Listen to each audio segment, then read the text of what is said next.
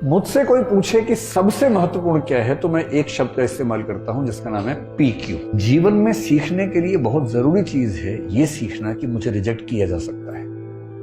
Rejection को सीखना बहुत जरूरी है। मैं तो कहता हूं बच्चों से भी जो मेरे आसपास हैं कि एक बार रिजेक्शन मिलना बहुत जरूरी है भाई। तुम किसी भी लट्टू बने बने घूमो, उसको बोलो और वो कहे कि I am not interested in you, ये झेलना बहुत जरूरी है। इससे आदमी के पैर जमीन पे रहते हैं। लेकिन इस वजह से रिजेक्ट मत करना दूसरों को कि मैं तो सिखा रही हूं, मैं तो सिखा रहा हूं, ऐसे नहीं है। वो तो अपना फैसला अपने हिसाब से करना चाहिए, लेकिन रिजेक्शन का दर्द और उस दर्द को, अब जैसे किसी ने रिजेक्ट किया, आपके पास 3 तरीके हैं। एक तरीका है आप कहें कि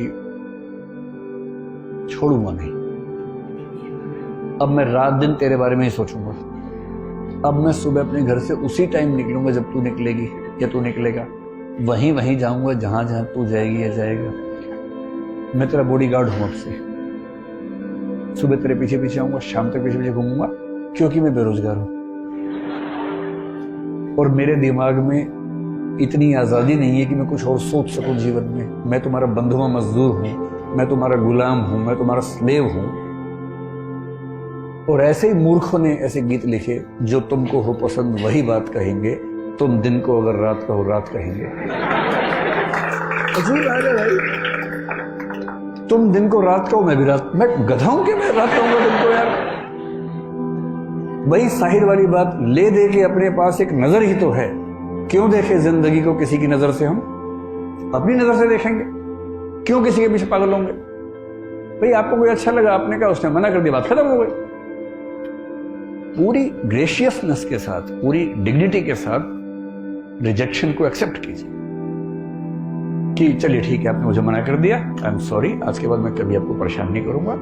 हाँ, याद रहेगा और जीवन में कभी मिलेंगे तो मित्र की तरह मिलेंगे, दोस्त की तरह मिलेंगे। ये कह के ईमानदारी से हट जाइए, इसमें क्या दिक्कत है। दूसरा तरीका ये है कि जैसे एक फिल्मी गीत में कहा गया, तुम मुझको न चाहो तो कोई बात नहीं, किसी और को चाहोगी तो मुश्किल होगी। अरे यार, तुम ठेकेदार हो क्या?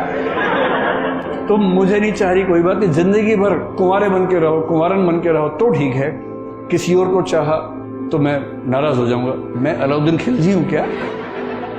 अजीब हाल है भाई, काहे खिलजी बन के घूम रहे हो? इससे अच्छा क्या है, चलिए कभी आप किसी और के साथ होंगे तो मैं बधाई देने के लिए आऊंगा। अगर आप सच में उससे प्रेम करते हैं, आप तो दरअसल खुद से प्रेम कर रहे थे, आप अपनी ईगो से बाहर निकल नहीं सकते। आप कह रहे हैं कि मुझसे प्रेम नहीं करती, कोई बात नहीं, इतनी आजादी दे रहा हूं, किसी और से किया तो 8 निकाल दूंगा। ये आप इससे प्रेम कर रहे हैं, ये इसको वस्तु समझ के कब्जा करना चाह रहे हैं इसके ऊपर, आप ठेकेदार हैं इसके। ये ठेकेदारी अगर मन में आती हो, उसको मन से निकाल दीजिए, एक कायदे का इंसान बनिए। और सबसे अच्छा रास्ता है इग्नोर। किसी ने कहा कि मैं आपको पसंद नहीं करती हूं या नहीं करता हूं, आपने कहा ओके थैंक यू। उसने कहा थैंक यू क्यों? आपने कहा 4 रास्ते और खुल गए। अरे क्या हो गया इसमें? और एक बड़ा प्रसिद्ध शेर मेरे नाम से लोगों ने बहुत फैला दिया, तू नहीं कोई और सही, कोई और सही। मेरा नहीं है वो, मैं तो यहां से सुनता हूं वहां बोल देता हूं, मैं तो इतना ही करता हूं। इसका इस शेर के 2 फॉर्म्स हैं, एक फॉर्म दूसरा भी है। अगर तू है हर जाई तो अपना भी ये तौर सही, तू नहीं कोई और सही, कोई और नहीं कोई और। एक तो ये है, ये तो उनके लिए जब कोई हरजाई हो जाए, हरजाई का मतलब बेवफा हो जाए, है ना, ये तो उनके लिए है। अगर वो वाला मामला नहीं है, आपने गुलाब का फूल भेजा और वहां से गोभी का फूल आ गया वापस, इसका मतलब तो मुंह गोभी जैसा करने की जरूरत नहीं है, वहां उस अदा से बोलना, तू नहीं कोई और सही, कोई और नहीं कोई और सही, बहुत लंबी है ज़मीं, मिलेंगे लाख हंसी, इस जमाने में सनम तू अकेली तो या फिर तू अकेला तो नहीं। ऐसा थोड़ा ना कि केवल किसी पे होगा, किसी पे भी हो सकता है, दोनों पक्षों पे हो सकता है। इग्नोर करना सीखना है, कोई बात नहीं। और 2 दिन बाद कोई आपसे पूछे, यार तूने काट दिया था, उसने तुझे रिजेक्ट कर दिया, कैसा लगता है? और आप कहें कौन? आपने कहा परसों उसने रिजेक्ट किया। किसने? उसे नाम बताया? बोले हाँ ऐसा कुछ हुआ तो था शायद। यार डिस्टर्ब मत करो, I am in relationship with someone else. क्या टेंशन लेनी है? वही व्यक्ति सामने से आ गया, उसने कहा आप कैसे हैं? आपने मैं तो ठीक ही रहता हूं। अब क्या होता है? अब और तब क्या होता है? नहीं मैंने 2 दिन पहले आपको मना किया था। आप हैं कौन?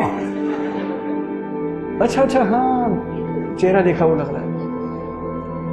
लोड नहीं लेना है एकदम जिंदगी में, इग्नोर करना है। और दूसरे लोग आपके बारे में 4 बुरी बातें बोले, टेंशन मत लो।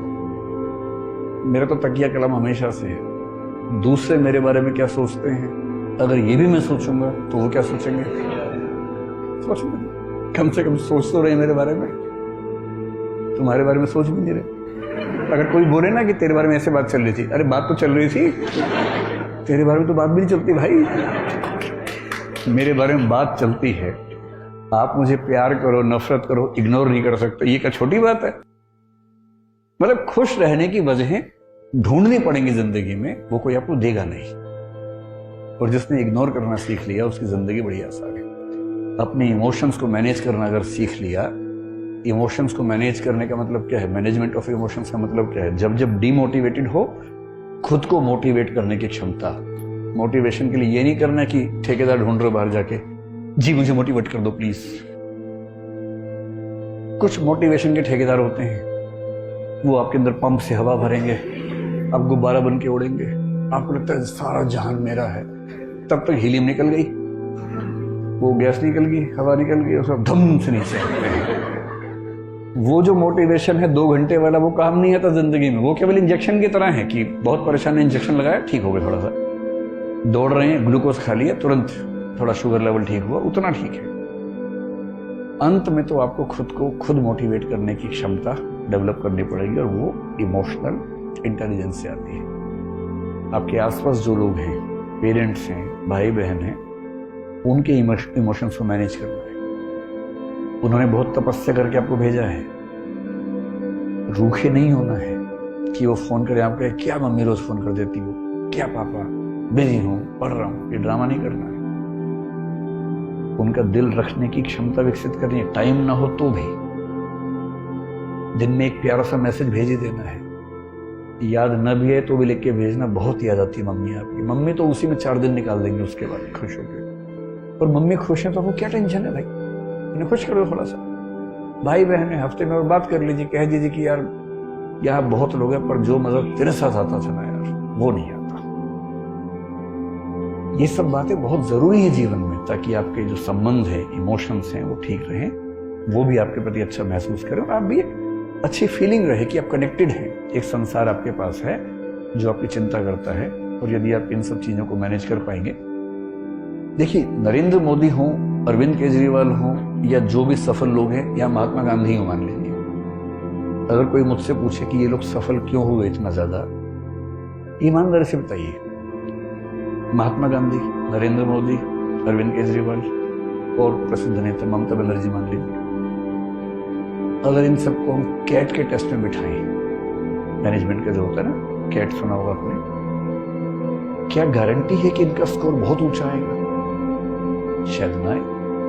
अरविंद केजरीवाल क्योंकि इंजीनियर है, शायद थोड़ा सा ऊंचा आ जाए क्योंकि उनकी बैकग्राउंड वो है। लेकिन बहुत सारे नेता हैं जो ऐसा नहीं लेके आएंगे। महेंद्र सिंह धोनी का शायद नहीं आएगा, मेसी का नहीं आएगा, शायद लायनल मेसी का नहीं आएगा। पर ये लोग सफल तो है ना बहुत ज्यादा।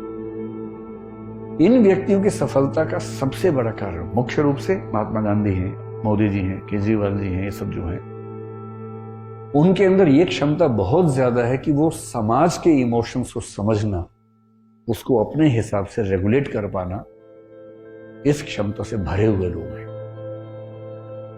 उन्हें पता है कि मंच पर क्या बोलने से पूरी भीड़ उनके पक्ष में खड़ी हो जाएगी। क्या पहनूं, किसी इलाके में जाके वैसी वेशभूषा पहन लेना, कि ऐसे नहीं होता है। ये महसूस करवाना कि हम और आप एक ही हैं। मतलब डोनाल्ड ट्रंप भारत में आके नमस्ते सबको बोल रहे थे। क्यों बोल रहे थे नमस्ते? विवेकानंद का नाम उनसे नहीं बोला गया, लेकिन कोशिश की, भरपूर कोशिश की बोलने की। क्यों कर रहे थे सब?